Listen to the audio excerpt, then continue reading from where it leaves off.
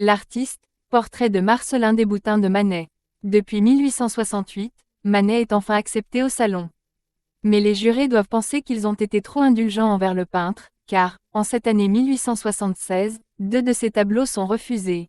Ce portrait de Marcellin Desboutins, un peintre du groupe, et le linge, brossé dans la veine impressionniste, qui se trouve aujourd'hui à la Fondation Barnes à Marion, aux États-Unis.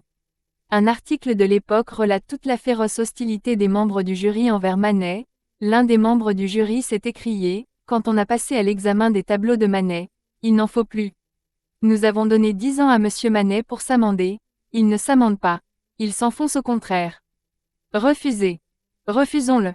Qu'il reste seul avec ses tableaux », s'écrient les autres jurés. En réponse à cette injustice, Manet exposera à partir du 15 avril les 2 toiles dans son atelier au 4, rue de Saint-Pétersbourg. Sur les cartons d'invitation rose tendre, il a gravé en lettres d'or « Faire vrai, laisser dire ». Sans nul doute sa véritable devise. Cette exposition personnelle remporte un immense succès. Des centaines de visiteurs se pressent chaque jour dans l'atelier du peintre, même si bon nombre d'entre eux ne sont là que pour se moquer.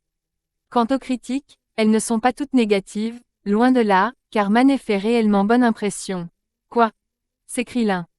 Ce monsieur aux traits fins, au regard placide, à la barbe blonde et soignée, ce monsieur vêtu de noir, bien brossé, bien chemisé, bien ganté, c'est l'auteur des Canotiers.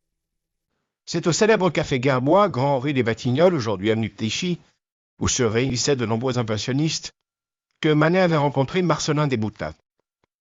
Tous émigrèrent ensuite vers le café de la Nouvelle Athènes, place Pigalle, qu'ils trouvaient moins bruyant.